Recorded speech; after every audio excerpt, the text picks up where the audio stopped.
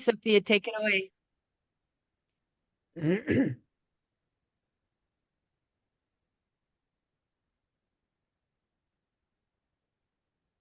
Are we on yet?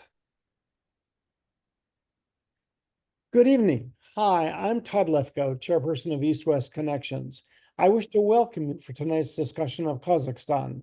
I wish to thank our co-sponsors, the Museum of Russian Art, Global Minnesota, the Minnesota Committee on Foreign Relations, and the Russian Department of Macalester College. I also wish to thank Catherine Galligan and Sophia Shamayal, without whom this program would not have taken place. And I wish to thank you, our viewers, who have understood that the fault lines of the world are changing, and nations such as Kazakhstan and Central Asia are emerging to the fore. It is my pleasure to turn the program over to our brilliant moderator, Bernadine Jocelyn. Bernadine? Well, thank you, Todd. Thank you so much. And hello, everybody. And I'd like to join Todd in thanking each of you for being with us tonight for this unique, globe-spanning live discussion about Kazakhstan. As Todd said, my name is Bernadine Jocelyn, and I'm joining you tonight from my home in Grand Rapids, Minnesota, near the banks of the Upper Mississippi River. And on behalf of East-West Connections, it's my honor to be the moderator for tonight's webinar. East-West Connections is a Minnesota-based, not-for-profit, dedicated to fostering citizen diplomacy and connections between the people of Minnesota and the world. We believe that strengthening people-to-people connections is a durable and sustainable path to peace and to understanding among nations. To learn more about us and to find recordings of our programs, including this one, please visit our website. You know, at first blush, Kazakhstan might seem like a curious and obscure topic for us at East-West to focus on in these times of high-stakes elections here and worldwide, with wars raging across the globe and climate change impacts ravaging communities everywhere. The treat that we are in for tonight is a kind of a big reveal about why the topic of Kazakhstan as an emerging middle power is in fact very relevant to all of us in these turbulent times. Who knew, most Americans don't, that Kazakhstan is taking on increased relevance and importance for the entire globe. As we'll learn more about tonight, a combination of factors, including the rise of China, which borders Kazakhstan, Russia's invasion of Ukraine and the rise in value of its rare earth metal reserves, vital for a green energy transition, all of those factors have increased Kazakhstan's prominence on the world stage. Its multi-vector foreign policy, as described by President Tokayev, has enabled Kazakhstan to manage and maintain relations with all major powers, including China, Russia, the European Union, and the United States. This has helped position Kazakhstan as a key bridge between East and West. And because of its geography, Kazakhstan is a literal East-West bridge as well. You know, recent estimates I came across in preparing for tonight suggest that over 80% of goods from China to Central Asia that are exported to Europe are currently passing through Kazakhstan. And so with the help of our two very special guests tonight, joining us from Newport, Rhode Island and Almaty, Kazakhstan, we're going to explore how and why, in the midst of global discord and gridlock at the UN and other international institutions, Kazakhstan is emerging as a pivotal player. We're going to discuss Kazakhstan's avowed commitment to greater stability, peace, and development in Central Asia and beyond, against its historical track record and the swirl of current events. And we'll look in some detail at one of the drivers of Kazakhstan's emergence to middle power status, economic diversification. In particular, investment in public-private partnerships and commercialization of deep tech innovation, inspired by our commitment to bring the financial benefits home to Kazakh researchers, developers, and engineers. Deep tech is a category of startup companies that develop new products to solve some of the world's most wicked problems based on scientific discovery or significant engineering innovation. Just yesterday, in a PR move tightly coordinated with East-West Connections to promote tonight's webinar, I'm just kidding about that, but the president of Kazakhstan, Kassym-Jomart Tokayev, yesterday published an opinion piece in a Eurasia exclusive, arguing that, quote, countries like Kazakhstan must step forward together with renewed vigor and assert our role, not just as participants, but as responsible managers in the global arena. In that article yesterday, President Tokayev asserted that while Kazakhstan may not wield the same global influence as the world's superpowers, nations like his, quote, possess the economic strength, military capabilities, and perhaps more importantly, the political will and diplomatic acumen necessary to exert significant sway in the global arena on issues ranging from food and energy security, green transition, and IT to the sustainability of supply chains. The president called for Kazakhstan to, quote, lead the way to an era of multilateral renewal. And so, dear audience, strap on your seatbelt for some insiders' insights about Kazakhstan's rise to middle power status, including the economic strength part of that equation. We're going to hear from each of our presenters in turn before turning to our discussion. And throughout, I invite you to use the Q&A box to share your questions for our panelists, and I'd like you to also feel encouraged to share any comments or reflections you have about what you're hearing. We'll turn to them after we've heard from both of our guests. As I think Todd mentioned, this webinar is being recorded, and the recording will be available for viewing and sharing on our website soon. And you can also find their links to other webinars that we've been hosting. And so it's my pleasure now to introduce our first presenter, the Honorable George Krol, former U.S. Ambassador to Kazakhstan, but also Uzbekistan and Belarus. And George is joining us tonight from Rhode Island. Thanks so much for being here with us, George. Ambassador Krol retired from the State Department in 2018 after a 36-year career in which he served as ambassador, as I mentioned, to Kazakhstan, Belarus, and Uzbekistan. And at the American Embassy in Russia, George also served as Minister Counselor for Political Affairs.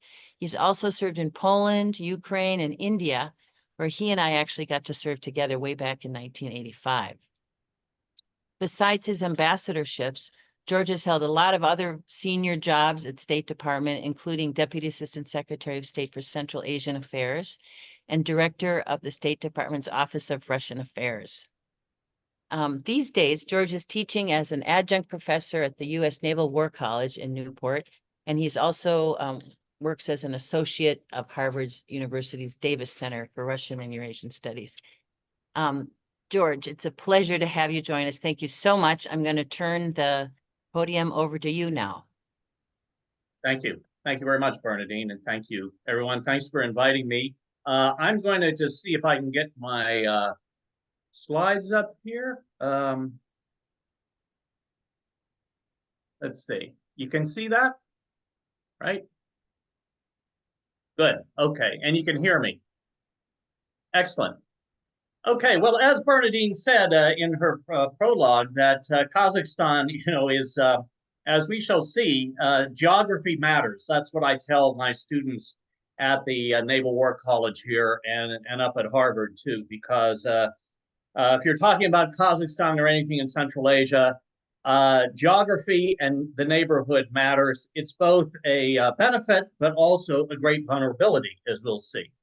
And the history of Kazakhstan, which I want to run through very quickly, but also some of the facts of life of that affect Kazakhstan and its role in the region, but also its aspirations to have greater influence in the world itself.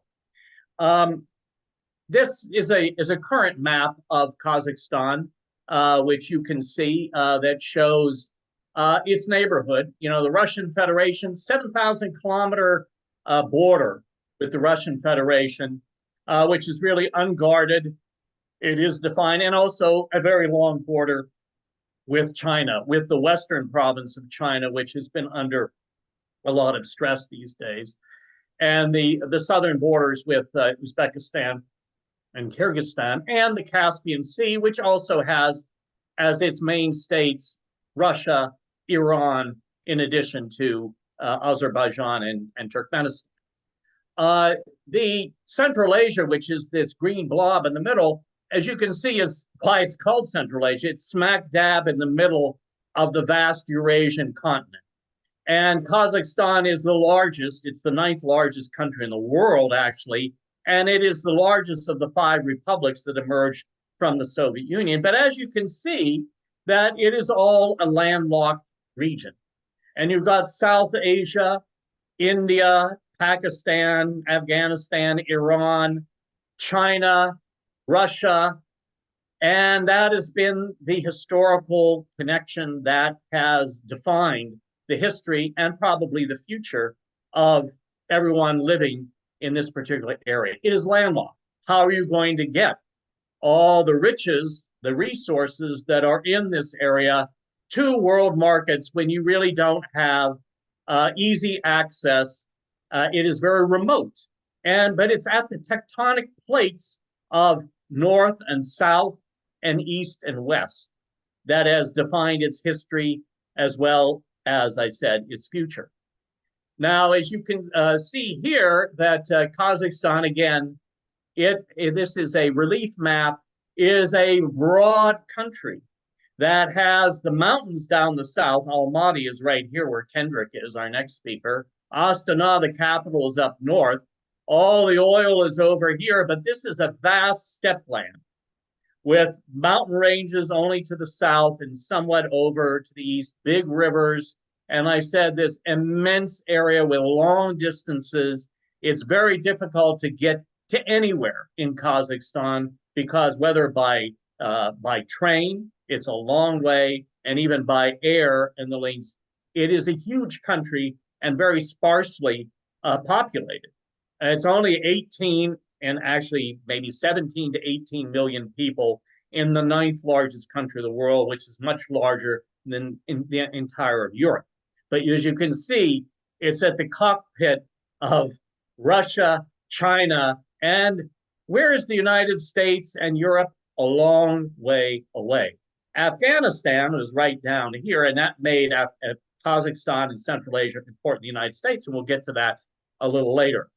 But this is a political map, again, pointing out all the neighborhood that Kazakhstan finds itself in. And while it is immense in of itself, it is very small with regard to the size of Russia and China to some extent as well. The ethnic makeup of Kazakhstan, too, is very interesting because when the Soviet Union broke apart, the Kazakhstan Soviet Socialist Republic had about 50% of its population were ethnic Kazakh and 50% were not, largely Russian or Slavic. And to this day, you'll see these diagonal lines shows you the population of Russians, largely Russians, all up in the north, all along that border with Russia. And we have cities like, Petropavlovsk, and Urals. These are still heavily Russian, and many Russians who've left Russia are living up in that area as well. More of the Kazakh ethnic people live in the southern part, and this vast central area is largely depopulated because it is very difficult to live there. Kazakhstan is, as was noted by Bernadine, very wealthy with all of this is the oil patch, as we call it, the north of the Caspian Sea, all in the western area. And there is gas further to the east and gold and every mineral that you will find and uranium throughout Kazakhstan, which made it kind of the mining capital of the Soviet Union. But as I said, how do you get all this resources to market? Has to go through pipelines and railways, and these were built largely when Kazakhstan was an integral part of the Soviet Union. And as we'll see, the Chinese have been building pipelines and railways to east and west, and then from the Soviet days, it was north and south to bring all of these resources to market. And so, if you're talking about the United States, it is a long way, and you have to go through many countries in order to get the wealth out to like the United States or Europe Eurasia. And you've got here Iran, and the idea of having a north-south railway corridor to go through Iran to the ports of Bandar Abbas and like in the Persian Gulf, that runs into a lot of political difficulties as well. Now, these are just a sign of all the pipelines that have been built. These largely ones going north all through Russia. All of Kazakhstan's oil wealth from the North Caspian really goes up through the northern route, the central pipeline, up through Russia to Novorossiysk. The Chinese have built gas lines and pipelines, and these are putative lines, in order to bring gas and oil from these far western fields to China, and also the large gas fields that are in Turkmenistan, which cross through Kazakhstan as a transit country. The railways have been built. Largely, there were the Soviet railways that connected Central Asia and Kazakhstan to all of the rest of the Soviet Union.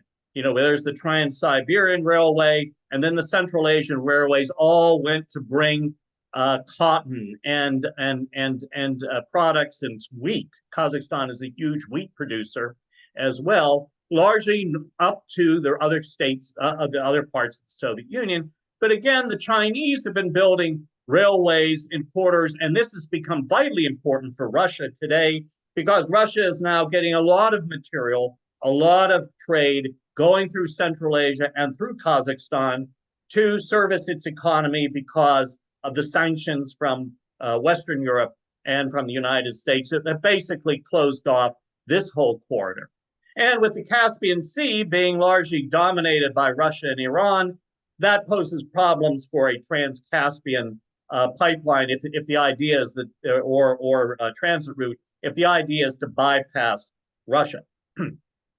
This again shows you major roadways and transit routes that all crisscross through Kazakhstan that do connect China to the east and west, but also up to the north. A bit of history is to say that, you know, Kazakhstan was an integral part of the Russian Empire before the Soviet Union. And it is largely, as its history was, largely nomadic peoples who sought the suzerainty of the Russian Tsar because of the pressures they were getting coming under from the Chinese Empire. There were no cities that were built by the people, the native people who lived here, all like Almaty and even the current capital Astana, when it was Akbala, or the like, were actually trading posts built by the Russians and forts as part of their protection of this entire territory, which was part of the Russian Empire from the 18th century all the way through to World War I.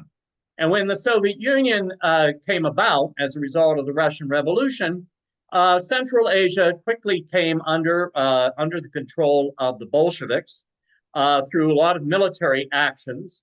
And the Bolsheviks, the Soviets, had various plans of how they were going to organize Central Asia. And this was one of the earliest plans that they created, where there was an autonomous Soviet Socialist Republic called Kyrgyzstan. There was no Kazakhstan. There was no Kazakh Republic. It was initially called Kyrgyzstan because the Soviets, they used the scientific work done by academicians in St. Petersburg, which became Leningrad, in order to try to define who are these peoples and give them names, and basically try to regularize the languages and the grammar, and actually even give them alphabets, because a lot of having been under Islamic influence from the Arabic influence coming up from the south, and these are Turkic peoples, a lot of their written language was in the Arabic script, but largely the languages were not ones that had become literary languages throughout all of Central Asia, including Kazakhstan. And that's it. So Kazakhstan, it was once also an integral part, an autonomous republic of the Russian Federation of the Soviet Union, until over the years and in the 1930s, it was, and Joseph Stalin created the Kazakhstan or the Kazakh Soviet Socialist Republic, which is what on the lines of the borders that we know of Kazakhstan today, the Republic of Kazakhstan today. Now, this shows you when it was part of the Soviet Union. Again, over 70 years of being an integral part of an integrated state, economically, socially, politically, all of the institutions, the education, the ideology.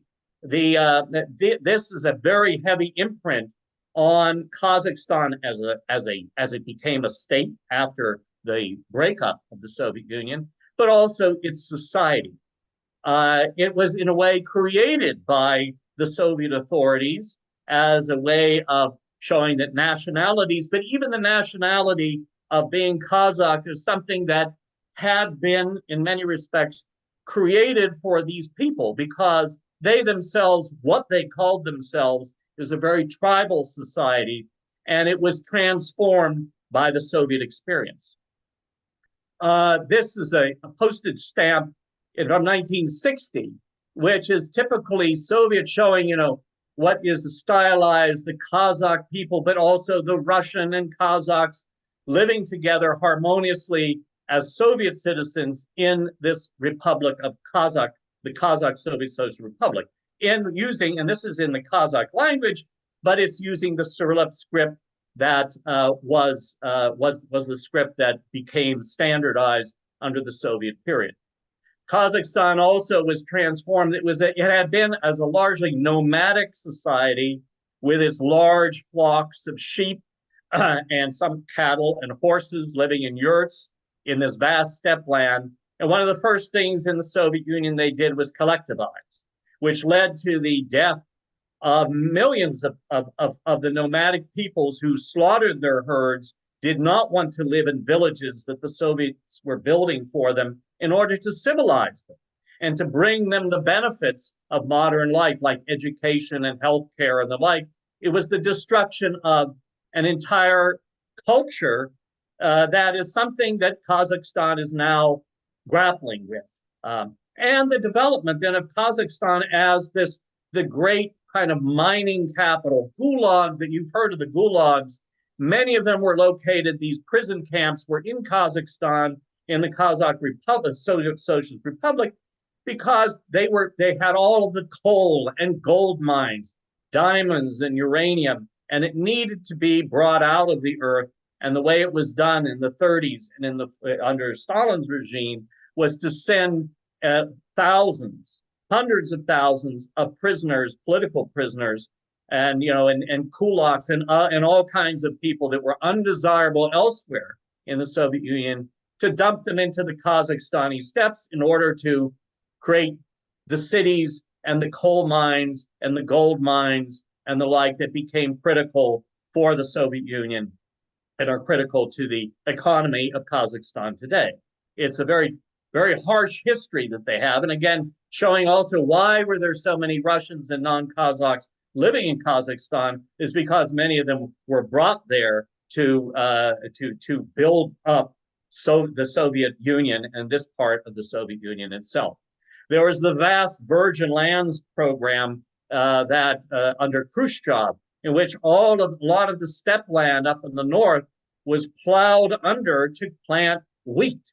And while Kazakhstan is still a great wheat producer as a result of this, it was an experiment that has truly destroyed a lot of the land, salinated a lot of the land, and was one of the great agricultural disasters of the Soviet Union, affecting, of course, a lot of Kazakhstan. If you go today and go out beyond the cities, you will see the remains of vast irrigation systems and villages that are now ghost towns, and the water that's collecting and coming out is highly salinated and makes basically the land useless as a result of this effort to turn it into these verdant wheat fields. Kazakhstan, because of its broad, its huge space, was also the center for the Soviet atomic bomb testing facilities in Semipalatinsk. The first Soviet bombs were blown up in this vast area in the eastern part of Kazakhstan, which is irradiated to this day and for thousands of years afterwards. It's also the site of the Baikonur Cosmodrome, which the Russian Federation does control to this day, and from which the Russian space program and even the NASA space program has been using, but it's smack in the heart of Kazakhstan. And it shows you that how integral this area was for the Soviet Union, and this is part of Kazakhstan's legacy. Then the Soviet Union broke apart for reasons we are not going to get into today, but for Kazakhstan, that was a great disaster because it was so dependent on the rest of the Soviet Union for sending its goods and also getting its services and the like as well. Kazakhstan was the last republic of the Soviet Union to declare its independence in December of 1991. Why? Because it's by then head of the Communist Party that was put in by Gorbachev, Nursultan Nazarbayev, was a great proponent of keeping the Soviet Union alive. In fact, when the Soviet Union ceased to exist at the Belarusia Accords, which Kazakhstan was not a part of, it was Ukraine, Belarus, and the Russian Federation. Nazarbayev by then was the head of the Communist Party of Kazakhstan and also the head of the government, and had been elected president of the Republic of Kazakhstan as a Soviet republic. And he was touted, he was going to be the prime minister of the new Soviet Union. It was very close to Gorbachev. And when the Soviet Union, when Russia and Ukraine and Belarus pulled out of the Soviet Union and declared that it doesn't recognize it as a state anymore, Nazarbayev was devastated, as was Gorbachev. But what could he do? You couldn't revive it when two of the major countries that or republics were part of it, particularly the Russian Federation, broke it up. And so Nazarbayev himself was a great proponent and had been throughout his career of the integration, reintegration of Kazakhstan and the rest of Central Asia with Russia, as well as with the rest of the world as well, by seeing that his country, how could it survive on its own when it really needs to be a part of a greater network. Now, this shows him taking the oath of office of the Kazakhstan Republic, and you can see Vladimir Lenin up there hiding behind him. But he was the first president and president for over 30 years until 2019, when he turned over the presidency to now President Tokayev. Nazarbayev also wanted to ensure that Kazakhstan, its strategic ally is Russia.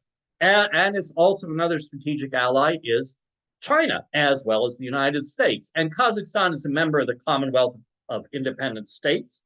It's a member of the Collective Security Treaty Organization, which includes Russia, as well as the Eurasian Economic Union, which is Russia, Kazakhstan, Kyrgyzstan, Armenia, and Belarus. So Kazakhstan has had as a policy of understanding its importance of being integrated with the Russian Federation, but not to give up its sovereignty. It recognizes its geography, it recognizes its neighborhood, whether Washington likes it or not.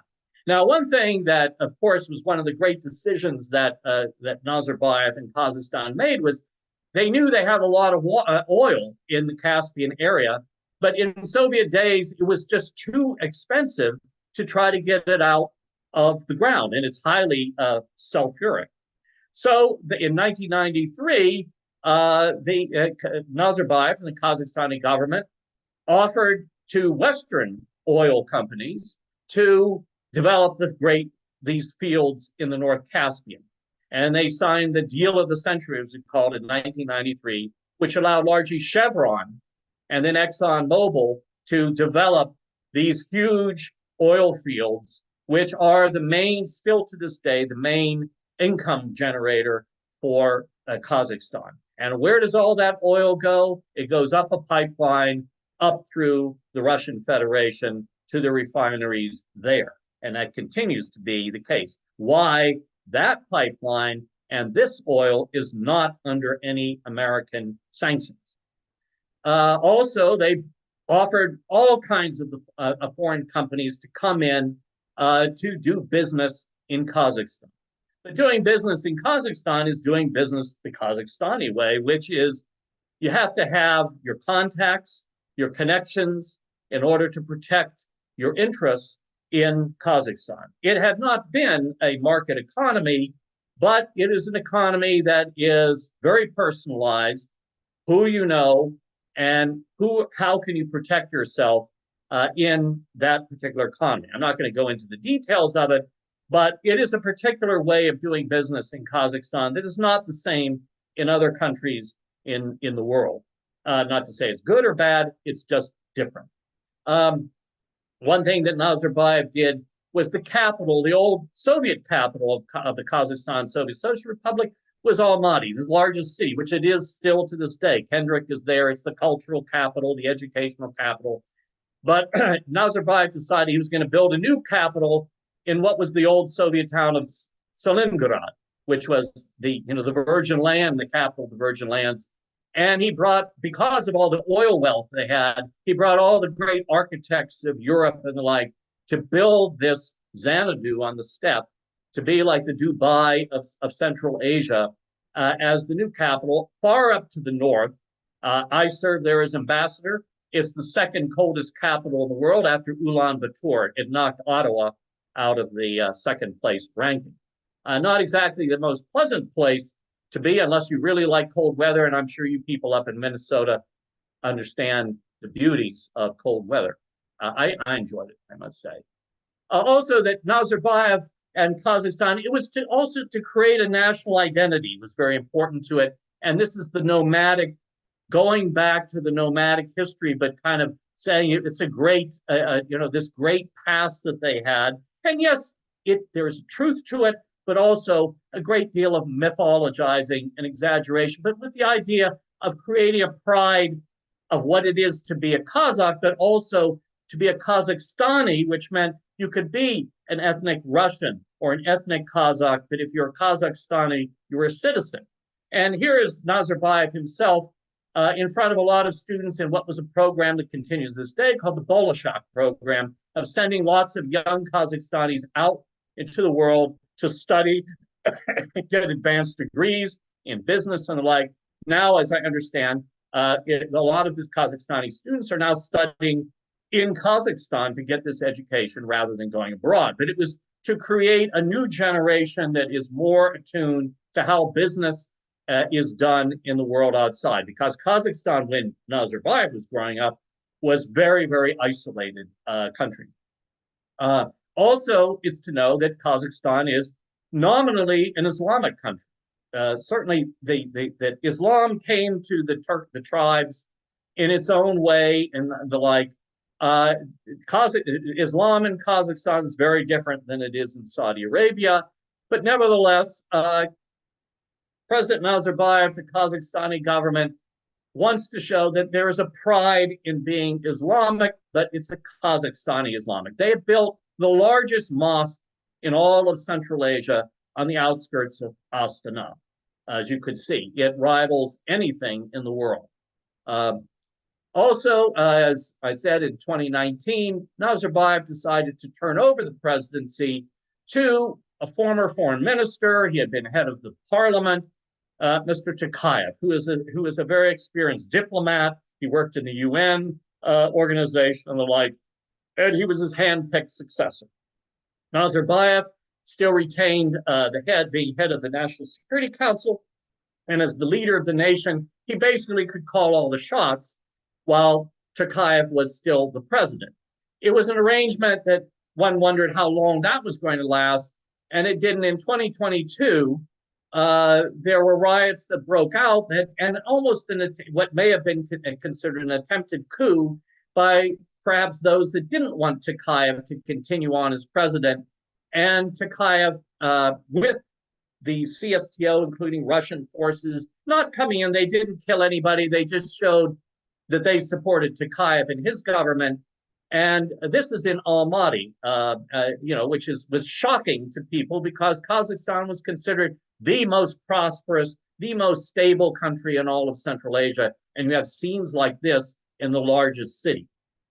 This is something that Kazakhstanis and Tokayev are still grappling with. They're putting it in the past to a certain extent, but this may have been a power play that ended up with Tokayev being in charge, as he is, and also calling for reforms of the economy, the politics, and the listening Kazakhstan, as he calls it.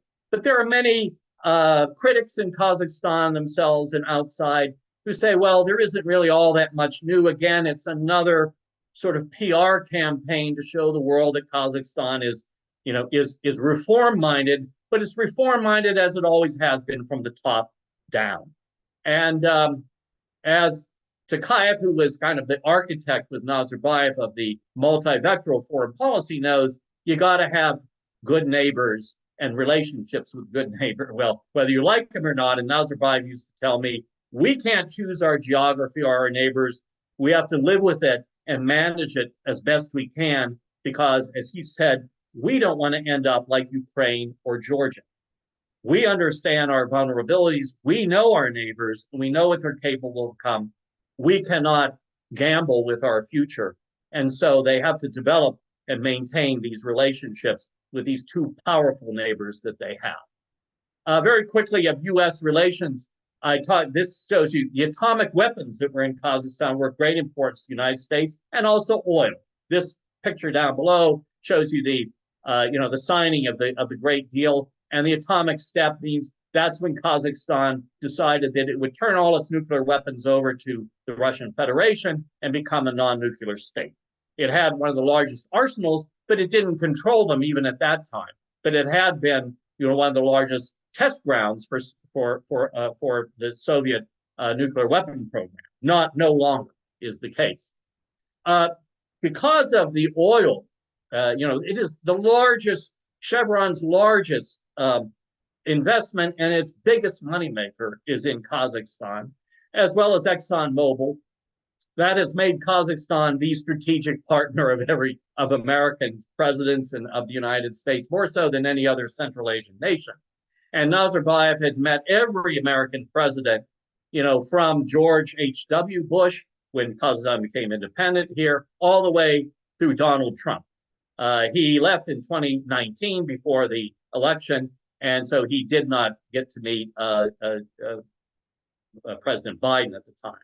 Nazarbayev was always capable and very charming individual to, set his stage. He could meet in the Kremlin, he could go to Beijing, and he could go to Washington.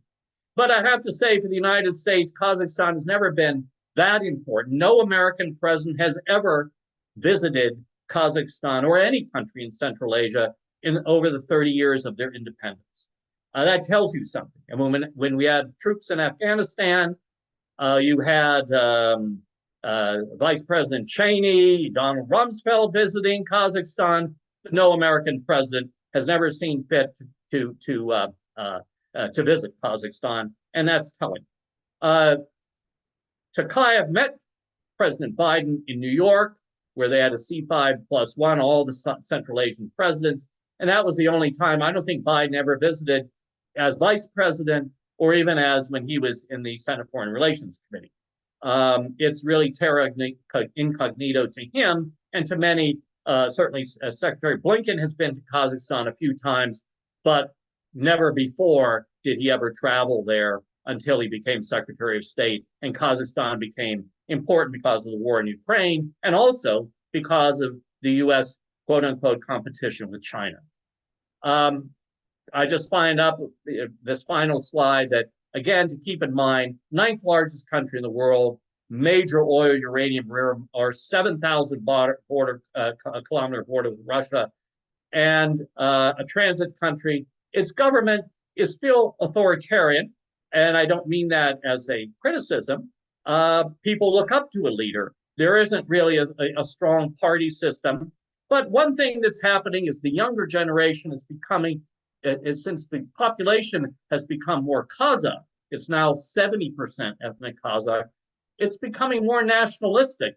And that is something that is of concern to the government of Kazakhstan because they know of this 20% of the population up in the north that is not Kazakh. And they don't want to inflame the situation with either the Chinese or the Russians in the north by promoting a nationalism that is hostile to its neighborhood. So I'll end with that, and I'm sorry for going over. Forgive me, please, but there was a lot I needed to do. Forgive me, George, thank you. Bernadine. That was just terrific. No, super. It was a wonderful introduction to the country, and Kendrick had set up your presentation really well. And it's my pleasure now to introduce to you Kendrick White, who's joining us from Almaty, as George said.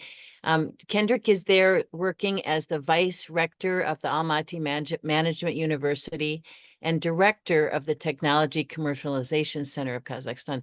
It's 5 a.m. where you are, Kendrick, is that right? That's correct. That's Wow. correct, Bernadette. Thank you Yeah, very so much.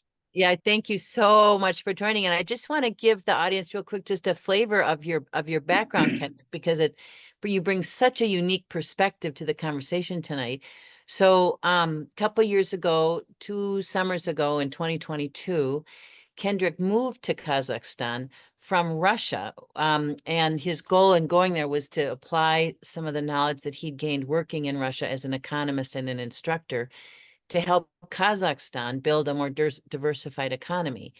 In Russia, for about 5 years, he was in Nizhny Novgorod at the State University there, serving as Vice-Rector for Innovation, so a role similar to the one that he's adopted now in Almaty. And he was, I just want to mention, Kendrick, for our audience, that you were born in Boston and raised in Florida, and you went to school at Northwestern. So, and then have been across the big pond for many years ever since then. So again, thank you for getting up so early, and we're really eager to hear what you have to tell us more about the efforts to diversify Kazakhstan's economy. Take it away, Kendrick. Excellent, Bernadine. Thank you so much for that introduction.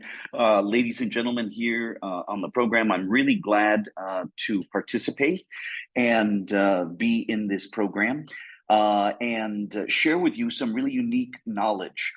As Bernadine said, I've been in the former Soviet Union, in Russia specifically, for the previous 30 years. So I went over to Russia in 1992 to become an advisor to the young governor of Nizhny Novgorod, Boris Nemtsov. And from that start, I was working on trying to support the development of Russia as a modern, innovation-driven, entrepreneurial-driven kind of economy, to diversify the economy. And if we could have the next slide, please.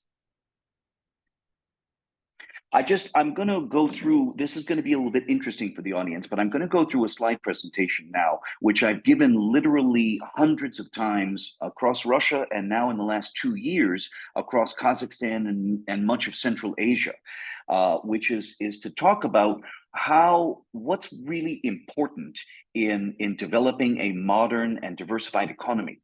And to start with, we have to understand that science has dramatically changed from 100 years ago or 50 years ago or even 20 years ago to today.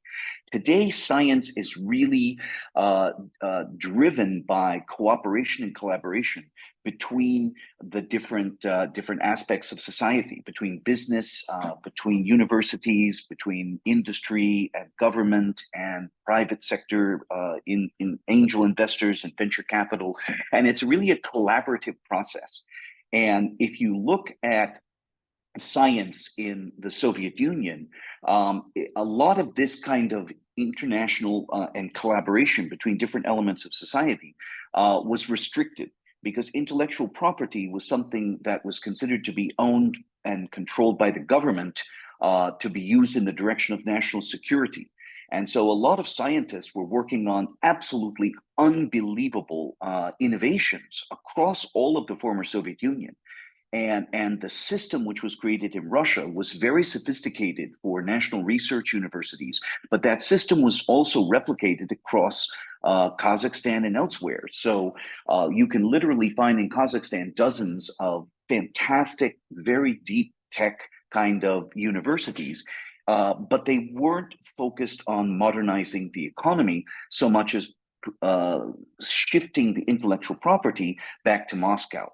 And that's something that I've been working on in order to try and create a more modern, innovation-driven economy with startups and so on. The next slide, please. So my background was, as Bernadine said, I graduated from Kellogg. I worked in ABN AMRO Bank. I worked for many years for Price Waterhouse in Russia as an advisor to the government. And going back to 1998, I became the director of the first ever venture capital fund, financed by the European Bank for Reconstruction and Development. And while I did some investments dealing with privatization and import substitution, the majority of my investments were dealing with commercializing deeper technologies.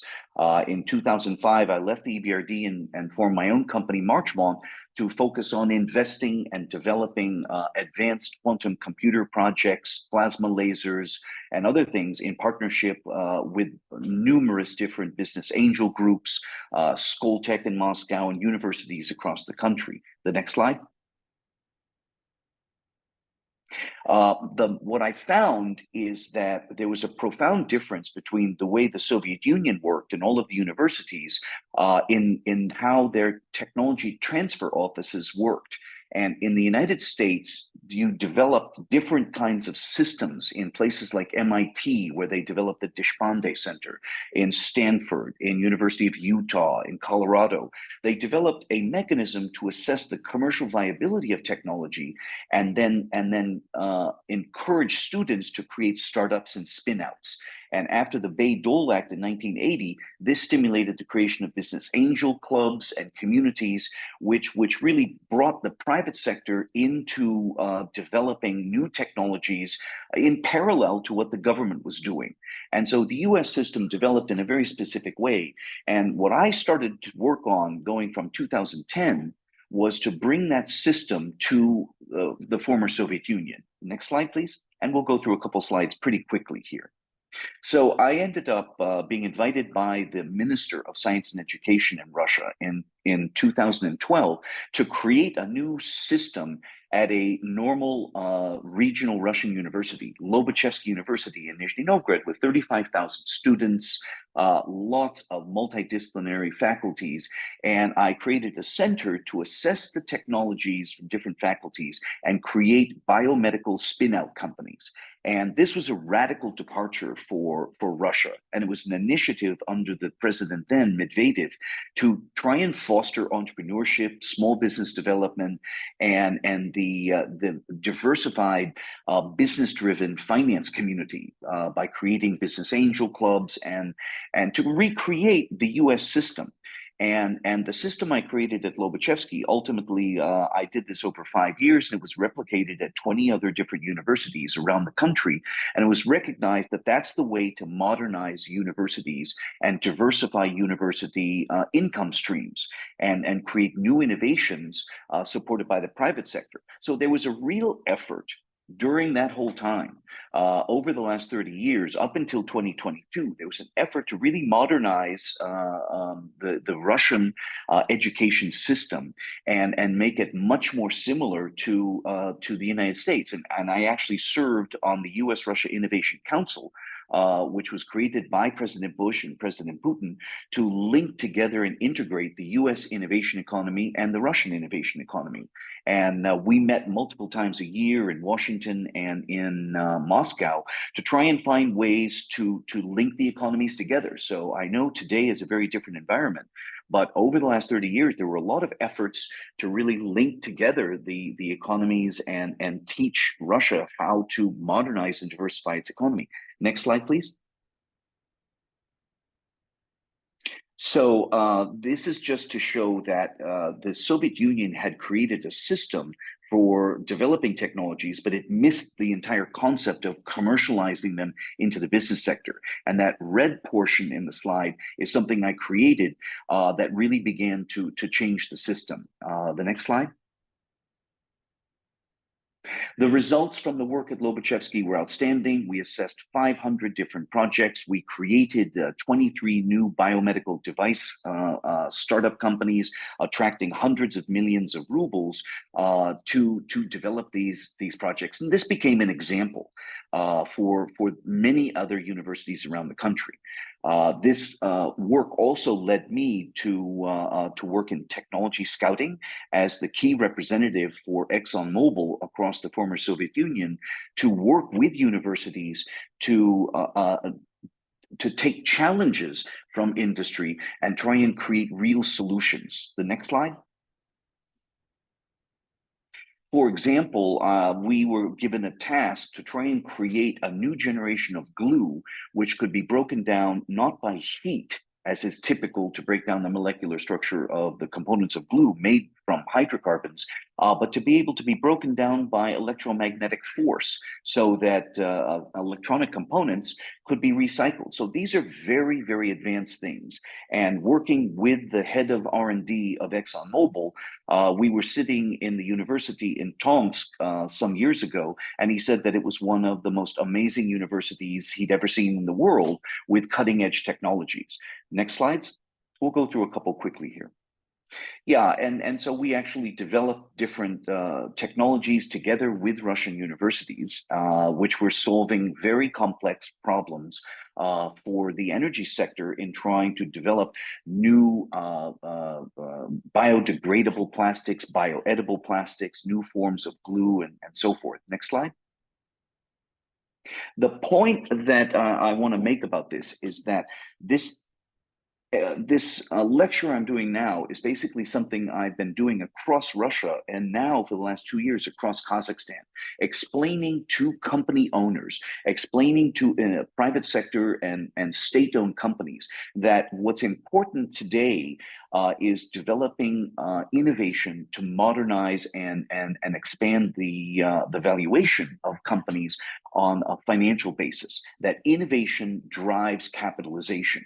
And this is a new concept, especially for Central Asia, because a lot of the companies, once they were privatized during the last 30 years, they were still driven toward extracting raw materials, commodities.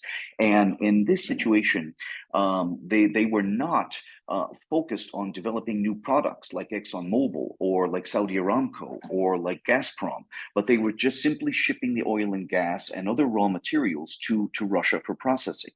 And what I've been trying to work on in educating and working with the Ministry of Science and Education in Kazakhstan is to teach the company owners that they have to invest in innovation. And I give an example of how Apple has increased its capitalization because it is a company which absolutely uses innovation to advance itself. Next slide. I've shown the example of how ExxonMobil some years ago developed ExxonMobil chemicals, which they see as the future. So if you talk to ExxonMobil executives, they can say that the future marginal profitability of oil sales and gas sales is very low. What's profitable is to develop new, more value-added products. And some years ago, Saudi Aramco was preparing to go public, and they learned the same lesson. And as they did so, they began developing research centers around the world. So the capitalization of Saudi Aramco also has gone through the roof, and actually at one point, not too long ago, matched Apple Corporation because they were incorporating innovation. And this is exactly the lesson that I'm bringing to Kazakhstan energy companies, oil and gas companies, agro holding companies, and so on. Next slide. So I work at the Almaty Management University, which was started in 1988 by a single man, Asylbek Kazukmetov, who was the director of an IT department at a local university. He privatized that, formed AlmaU, and today AlmaU has more than 5,000 students. It's the premier business education school MBA program. Next slide. AlmaU is a partner with Arizona State University, and Arizona has created the Sintana Alliance. So this is just another example of how Kazakhstan is becoming integrated into the global economic situation. So AlmaU is a member of the Sintana Alliance with 13 different university partners from around the world. And we collaborate together. There are exchange programs together. There's dual degree programs. And AlmaU has brought this into Central Asia. And as George had said, there was a long effort on the part of Nazarbayev and Kazakhstan to encourage young people to go out into the world and to study. And oftentimes it was hard to bring those people back because they would go off and study in London or study in the United States, and they'd want to stay there. The effort today is actually to bring all that knowledge back, to bring those students back to Kazakhstan, and to attract international universities to set up operations like our partnership with Arizona State University, to bring that knowledge back into Kazakhstan in order to really to grow the domestic workforce and bring business knowledge locally to really focus on modernizing the industrial base and bringing it into the 21st century. And I think that's a lot about what this lecture is today, is to inform the American audience that Kazakhstan today and Central Asia today are really trying to exert their independence. There's a huge emphasis today on the middle corridor, developing the middle corridor, which actually bypasses Russia, to create a transport corridor with rail links and so on, directly from China through Kazakhstan to the European Union, for example.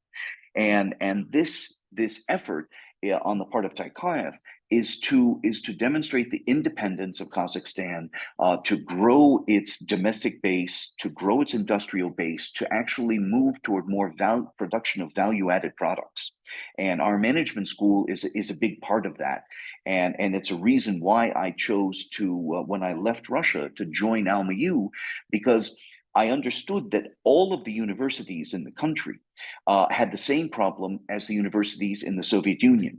And I needed to create one single example at a university which could focus on real technology transfer and commercialization and help all of the other science universities to modernize. So if we could have the next slide. So the problems within the Soviet Union university system are that scientists are working inside their laboratories, but they're not necessarily collaborating with business. Also, because industry has not previously been using technology to modernize itself, it's meant very few domestic career paths for young people. So science is locked in the universities, the students don't see a career path. And so what's been happening over the last 30 years since the independence of Kazakhstan and other Central Asian countries is that a lot of the deep tech science has been faltering. And this is a big problem because Russia invested a lot into the development of this system during the Soviet Union. But after independence, the system degraded. And it wasn't used because the economy was mostly solely focused on the export of raw material goods through President Nazarbayev and other presidents in Central Asia were usually keeping a certain independence from Russia under the former Soviet Union, but their economies were still locked in the same cycles. And so there wasn't so much of an emphasis in the last 30 years on modernizing universities. They were just simply exporting the raw materials. What's happened today and in the last several years is that under the President Tokayev, they're really trying to change the system. And what I found is that there's a new Minister of Science and Education in Russia from 2 years ago, Sayasat Nurbek. I've met him on a number of occasions now, and he's basically replaced the rectors at most of the top science universities with more technocrats that are more oriented toward integrating the university system together with industry, domestic industry. And so my timing on leaving Russia and moving to Kazakhstan was perfect because the new minister was very interested to spread this knowledge around the country in order to create linkages between business and industry, between the natural resource producers, the agro holding companies, and the universities. And my proposal to create a technology commercialization center in Almaty was warmly received. And that's basically what we've done. We've created a technology commercialization center based on the model of MIT's Deshpande Center. And our university at AlmaU is the center of this, working with an alliance of 13 other science universities around the country now. Next slide, please. So we've created an industry advisory board with 35 different corporate heads where we meet every quarter and we talk about what challenges they face. What do the leaders of the energy companies, the oil and gas, the electricity, the transport, the IT companies, the banks, what kind of challenges do they face? And our industry advisory board is geared toward collecting that information. Through the alliance of commercialization with our 13 science universities, we're basically spent the last 2 years doing an inventory of what kinds of science are they working on. Their technology transfer offices have very little experience, and they don't have staff inside their universities which can really check whether the scientists are working on the development of a unique technology or whether they're just copying a technology developed in Germany 20 years ago. Under the previous government, there was no difference. What was happening very often is that the government would provide grants to the university for R&D, but the money would mostly be stolen by the administrations of the universities, and very little money went to the real researchers or students, causing a lot of students to really reconsider whether they wanted to be scientists or not. And part of the problem was that the university structure wasn't capable of analyzing international patents or understanding whether the scientists were really working on something useful or not. And because the universities weren't connected with industry, they weren't working on challenges from industry. So we've tried to work with all of these top universities, with the business community, with what I formed 2 years ago, a venture mentor network of 150 business angels, mentors, and coaches to try and create a new ecosystem. And I'm really excited to say that this is really taking off now. The next slide, please. So what we can see is that our system is now starting to identify projects that can be mentored and coached. They can go through incubation programs, acceleration programs. We just recently completed the first ever InnoBoost acceleration program for deep technologies and presented that to a jury of business angels. And a number of the projects picked up investors and have now moved on to the next stage of grant applications for further R&D in partnership with industry. The next slide, please. Let me go. Let's just say that we've created a systemic process where we assess the projects at a very early stage. We do patent landscaping.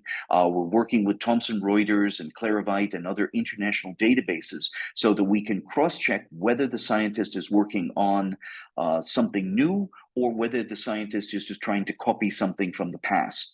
And we're managing a process called translational research, which was unknown here in Kazakhstan. And that's basically the process to advise the scientists on new directions to work on. And what we're finding is this is very exciting for the students because they can see that at the end of the day, if the research they're working on is going to be picked up by industry, they can develop new career opportunities in those different industries. And so I think this is having a real meaningful impact on how young people look at STEM science and developing new careers. Because over the previous 30 years, there was a huge emphasis to study abroad and to go leave the country and pick up new careers in different countries. Today, we can see there's more of an interest to stay here, pursue the career in science, pursue the career in business, and develop modern industry. Next slide, please. Yeah, that's a detailed slide, and I think it's also in Russian. But it's just, this is something I go through with Russian universities to explain the kind of systemic process that they need to adapt and implement inside their own universities. And we're working now with the ministry and with the new Academy of Sciences. So Mr. Tokayev recently has more or less disbanded the old Academy of Sciences, which was not an effective instrument to promote STEM science, and created a new Academy of Sciences, which is now our partner. And so we're trying to promote this idea to scientists and show that the role of the university in the development of the economy is critical to developing the innovation, a more diversified, innovation-driven economy. Next slide. That's a slide about our venture mentor network. The next slide, please. I want to come to a conclusion here in a few minutes. Yeah, we have developed a three-step process of selecting projects. We've implemented the Startup Huddle program here. We've implemented an incubation program and an 8-week acceleration program. And we're now working with different international aid agencies to finance that and bring these kinds of programs to universities across the country. And we're developing new partnerships already in Tashkent and Bishkek with universities there as well. The next slide. Yeah, these are standard ways of presenting material to investors, which was unheard of previously. So we've created more standardized approach in order to attract a new generation of business angels. And what I'd like to say is also that the business angel community here is growing pretty rapidly because previously angels were only interested to invest in IT projects, which could quickly run to Silicon Valley with the hope of becoming a unicorn. And today, the business angels are really starting to get traction and interest in supporting projects which they can bring to their colleagues and friends in industry. And I think this is a critical stage of diversifying the economy because the next stages after this are starting to develop venture capital funds. And in talks recently with EBRD, the World Bank, the IFC, the Asian Development Bank, and others, what I can say is that the UN is starting to really promote the development of diversification of these economies. And the Tokayev administration is listening closely to this. The next slide, please. Yeah, these are the plans for my technology commercialization center. We started in 22, and today we've developed a full comprehensive system, and we're looking forward to expanding the system across Central Asia now during the next 2 years. Next slide. Yeah, I want to mention a little bit about a World Bank program that we've been working on. I was selected to lead a program in Tashkent called the Munis program, which I hope is also going to be implemented here in this country. And the idea is to develop a new mechanism to fund scientific research, starting with the RCP fund, which is a $10 million fund to encourage angel investors to invest in the very, very earliest stage of technology development in partnership with the scientists. So this program encourages angels to co-invest into scientific research at a 90-10 ratio. 90% is grant funding, 10% is private sector funding. And this is a way to ensure that the grant funding from the government is actually used to create startup companies. On the other side is a bird fund, which I designed, which is a larger fund. And this fund is focused on bringing a product to a minimal viable stage, which an industrial partner could invest. So the fund offers $600,000 grants with $150,000 grants by co-investment from the industrial partners. So we're trying to bridge the Silicon Valley gap and the valley of death, as they say, where we're trying to encourage the scientists to work with angels and to encourage these angels to create startups which attract the attention of industrial partners. And so the overall $50 million program from the World Bank is absolutely essential to creating and diversifying the technology base of Uzbekistan. And this program it looks to me like it's going to be implemented in Kazakhstan as well, which is why we're doing the preparatory work with the university so they can be prepared to work with the community to do this. So the next slide, please. Yeah, this is a training program I developed for the Ministry of Science and Education in Uzbekistan. And this is a duplicate of what we're working on here with the Ministry of Science and Education in Kazakhstan. So this is a way to train personnel inside the ministries, inside the Kazakhstan Science Fund, for example, on how to administer grant programs. And so this is a real vertical kind of program to teach the people at the ministries to can then work in parallel to teach the people at the universities in their tech transfer offices how to actually go through the process of what a Western university would go through. Next slide. Yeah, let's go to the next slide. I want to conclude.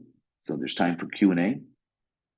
Yeah, just finally, I want to just emphasize that George had mentioned about the potential of minerals and mining. I also see a huge potential in this country in agro industry, and so we're going to focus over the next 6 months on the creation of an agrotech center of competence in Almaty to work with the agro universities, and there are 6 other universities around the country that are joining this program.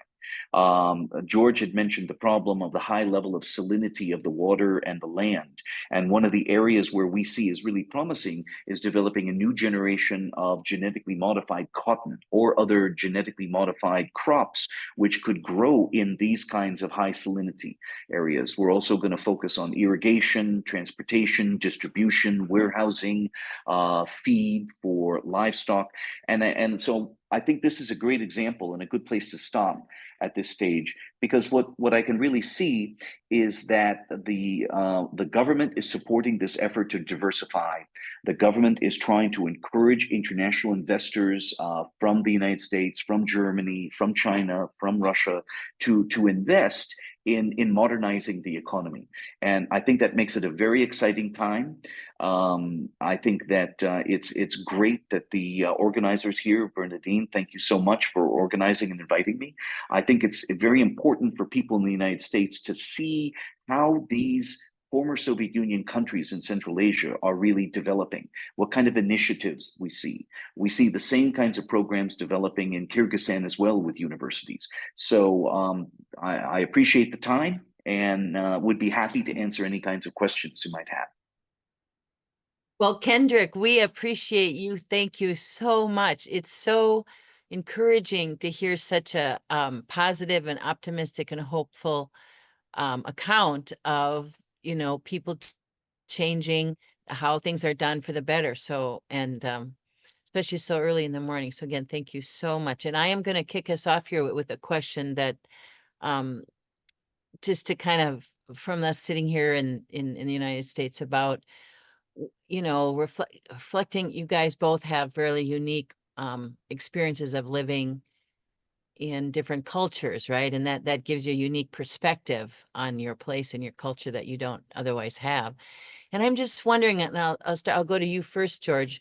What do you wish that Americans knew more about Kazakhstan, or is there a misunderstanding that you would want to correct if you could? And I'm thinking about the film Barat, for example. Famous. Maybe that's like one thing Americans maybe know. But do you have any thoughts about that? Well, it's something that, as the U.S. ambassador there, I encountered all the time. When I came home, or I retired here to my home in Newport, and you say, "Oh, well, where were you?" Kazakhstan. Well, where's that? And there was one time even getting the name right. I've heard of Kazakhstan, a combination of Uzbekistan, Kazakhstan. I mean, for most Americans, I teach, at the Naval War College there, and most of the American military. I mean, these are military officers, and they have no conception of the geography of Central Asia. Most of them never heard of Kazakhstan or anything about Central Asia. And I think, in the United States, I don't know how much. I don't think geography is taught very much in schools anymore. At least from what I know from talking to people here, when I was in school, we did have geography class, but so there's just a lot, and it's not in the media as well. I mean, foreign reporters go after the ambulance stories. There is no journal or Western media that has a correspondent point in Central Asia. And so all they get is somebody pops in, either they used to be from Moscow or they're from Istanbul or China and like to. So it's really, again, a terra incognito. And, I do my best when as one person that has been there, but it's very hard for Central Asia and it's, for these countries to, make their mark, certainly in an area like the United States. Europe tends to know something more because they're closer and the like. But in the United States, Central Asia is like far, far away and not really understood, at all, and the complexities of it. There tends to be stereotyping this is the Soviet Union. I find that the Kazakh students and Uzbeks, they say when they're in the United States, their other fellow students from Americans and others, they look at them and say, "Oh, you're Russians," because the common language they might speak is English or Russian, but it's also one place where the Central Asians themselves actually meet, because since the breakup of the Soviet Union, Kazakhstanis are not traveling to Uzbekistan. Uzbeks are not going to Kazakhstan. They're not going to Kyrgyzstan. They've become very separate and don't even understand their neighbors all that well. So that's an issue. And I'd also just say that in the country itself, in Kazakhstan, it's change is very, very difficult. It's a cultural issue, and I've heard all my 36 years, or 30 of them in the former Soviet Union, and the last 10, in Central Asia, every year and every government is promoting diversification of the economy. They want foreign investment. And it just doesn't happen because there are all the issues that crop up when it comes to the point of actually doing something, because bureaucracies don't like change, and you run into all kinds of roadblocks. I mean, you really have to stick with it and be optimistic, but it's Rome wasn't built in a day, and Central Asia is coming out still. 30 years is not a long time of the very heavy overlay of the Soviet system and mentality. Kendrick saw this probably in Russia and is seeing it in Kazakhstan as well. But it is thank you for changing. that, George. They say that to recover, if you will, from a divorce takes as many years as you were married. So maybe there's a few more years. And Kendrick, just to close this out, you were very eloquent. Thank you so much about what you wish more Americans knew about Kazakhstan. But if you had any misunderstanding that you could correct, or any is there anything you'd want to add to George's reflection? Yeah, there's a couple things. I mean, George had mentioned about this being a nominal Muslim country, and I absolutely agree with that. But because of what's happening in Ukraine, I think that the nations in Central Asia are really starting to think, how do we become more independent? And that's a very major driver. And I think Tokayev, as a president, is doing an outstanding job to keep a balance. And I think that's a very, very smart approach. But one interesting thing I've noticed is that the Russian language is going down in popularity. There are less and less people studying this. It's less popular. English is more popular. But the most popular of all is the Kazakh language. And my former secretary assistant had an MBA from Sheffield and was a brilliant young lady. Her father had lost his job because he was caught speaking Kazakh language. And so if you look from one generation to the next, it was a completely different thing. In the Soviet Union, it was not allowed to be speaking Kazakh language. Today, it's reversing. Also, regarding the Muslim language, we put on an event last year during Ramadan, and at the end of the event, we had a nice reception with wine. This year, absolutely not allowed. In 1 year, the attitude completely changed. And like, oh no, we're a Muslim nation now. And so no wine at the reception. And I was kind of shocked by that. But I think that is a reflection of how society is changing. There's more emphasis on Kazakh culture, Kazakh language, the Muslim. It's never going to be something like Saudi Arabia. It's not going to take on that kind of extremism. It's a very cosmopolitan city. What I'm amazed by in Almaty, that it really feels like a capital city. And you look around and you see all these mixed race couples, people that look European, German, South Korean, American, Russian, darker skin, lighter skin, multicultural, multiracial families. It's very cosmopolitan. And I think that is a real testament. But today it's popular. It's really popular to reflect that you're Muslim and to maybe change the clothes. I don't know what that might look like. It's going to depend on how the things go in Ukraine, because the people here are also very pragmatic.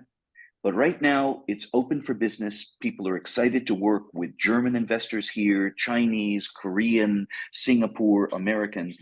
So it's a very exciting time to be here and see this energy in, especially in Almaty. I've been in Astana multiple times as well, but it is a bit cold for me, and I grew up in Florida, so I love the warmer weather here. But it's an exciting time to be here. You know, Bernadine, it Well, and really is. Kendrick, I mean, just how thrilling for us to get that fingertip feel, as my old professor used to say, and you know, your real-time impressions of life in that ninth largest country. And I want to thank you, Kendrick and George, both so much, and turn it over to our fearless leader, Todd, for some final wisdom. Oh, Thank I you. just want to say something. I can see in the Q&A we have 2 questions here. Go ahead, do the questions. Are you guys seeing the questions or is it just me? I'm not seeing it, but Oh, if you so read it out. A question to you, Kendrick. Are you working it with the mining industry? Yes, we absolutely are working with the minerals and mining industry. We see a huge potential in that because a lot of these, I mean, Kazakhstan has a lot of everything, not only uranium, not only in oil and gas, but rare earth minerals and so on. And what we're trying to link together are the sophisticated laboratories in Satbayev University, which really has very sophisticated equipment to look at how we can develop new materials using unexplored combination of materials from the raw material sources. So we're trying to bring that idea of creating new materials to the minerals and mining companies. So yes, there's a huge potential in that. Thank you for that. And another question to you, Kendrick, about STEM. And Right. our audience member is wondering if ag might be even more important than STEM in addressing global climate change from a deep tech perspective. What do you think about that? Yeah, well, I think that STEM is extremely important, but you can apply all of the aspects of STEM into agro. I look at agro, the industry, as the low-hanging fruit. No pun intended, but I need to get success stories in applying deep technology into the agro holdings. And the agro holdings are more or less private sector owned companies with large tracts of land, livestock, crops. And if I can develop a new generation of feed for livestock and bring that into the market, or new organic additives to the land, which could replace the use of synthetic, phosphates or other chemical additives to the ground, that would make a big difference because I need to demonstrate that deep tech can be useful for industry, not just importing foreign products, but domestically sourcing the products. So I see Nice. And an George has a absolute comment on connection. that. Nice. Go ahead, George. Yeah, I just wanted to make one comment, and from my own experience in Kazakhstan, is there is a tendency, particularly for foreigners, that the only place they see is Almaty. I mean, it is the Big Apple, it's the New York, and Astana, the capital, is not huge, but it's a big country, and I traveled throughout it, and it's a very different country, and the people outside of Almaty are very different than the people in Almaty. And particularly you go to the western part of Kazakhstan, which is the oil area, and that's where people make a lot of money working in the oil industry. And the people they dislike the most are people from Almaty and Astana in the east, because they figure all of their effort is going to those people in the east. They get all the attention. That's the place that everyone wants to live. And the rest of Kazakhstan is left with nothing. When you travel to the other regions of Kazakhstan and to the major regional cities, they are in bad shape. There's always an issue over, the how they get their energy, how they jobs, and there's a tendency to focus so much on Almaty and then Astana as being these great, centers, and they are. And it is wonderful to go to Almaty, but it's a bigger country than that, and they have some severe problems in all that rest of the area, including if you're going to be building mines and other things, you need people to live out in these areas and an infrastructure that has been seriously debilitated over these last 30 years. I just want to point that out. Yeah, thank you so much for that. And we have a really interesting comment from a listener who was born in Almaty. And she says that she knows a number of leading Kazakh culture figures like Murat Ayuzov and Aljav Salyumenov and so forth. And she's asking from both of you what your impressions are of Kazakh culture. Kendrick, why don't you go first? Well, I'm really very happy with getting to know the Kazakh culture here. I did not experience that at all in Russia, and I can say that this is a completely different city. What's fascinating to me is really getting to know families and seeing that there's a tradition that when a young couple is going to go to get married, they have to look 7 generations back to make sure there isn't too much of a connection between their families, because the law and the rule is that you have to marry outside of your tribe. And you have to marry someone that you're not necessarily directly related to. And so getting to know things like that, hearing the stories of what people's grandparents were going through in the Soviet Union, what their parents have gone through in the last 30 years and what they're going through, and seeing the country embrace. We have every Wednesday is Kazakh Culture Day, where we're supposed to wear local clothing. And everybody, all from the president of the university down to the deans and the teachers, they wear local costume at our university. And so you see an embracing of the culture and the language. And I think that's fantastic. I think that's fantastic. Thank you, George. How about you? Well, Kazakhstan is part of my heart and soul. And the music of Kazakhstan and the people themselves, particularly when you get out into the wider area, the openness, the broadness, the hospitality, these are people that have suffered a great deal, but they have a broad spirit, as broad as the land. And the music itself, when I hear the kobas, it brings tears to my eyes, and I'm glad that I have all the music that I can play here. I just wish that I could drink some Shabbat, which is the camel milk, which was, I drank it every day and it kept me healthy and that, but they don't sell it or make it here in the United States. And so it is a very diversified country with a diversified culture that is not to be stereotyped and the like, but the music and the love that people have of the sounds of the country. And when you go to the West and to these vast deserts and the shrines that are there, it touches your soul because of the immensity of this country and the people that are within it. Thank you, George. And thank you, Kendrick. Todd? For those of us that have been there, and for those of us who lived through the change from the Soviet Union to Russia, it didn't go the way we planned. And for those of us that lived through this seems like our second chance to do it correctly. And one of the things that I think we do best at East West is we're trying to recruit students and others to work with Kendrick's program, and to support him in every way possible, because Kendrick had the view, and Kendrick and I have been friends for a number of years, that it was the Kazakhs that were supposed to be wealthy, that they were supposed to benefit from this. And it was a question of value added, which is something we didn't do in Russia in a lot of ways, and the idea, I mean, Kendrick can tell you stories about textile industries, in terms of value added, which is an area, and the whole basis of what we're trying to do is to change the economy, both mentally and economically, that are there.